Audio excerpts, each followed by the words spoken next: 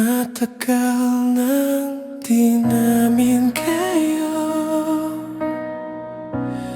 nakikitang magkasama,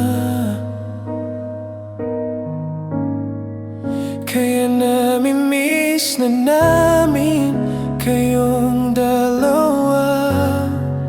Mga masasayang moments hanggang ngayon, nami-miss namin yun. Nami-miss na namin kayo, lagi namin kayong inaabangan.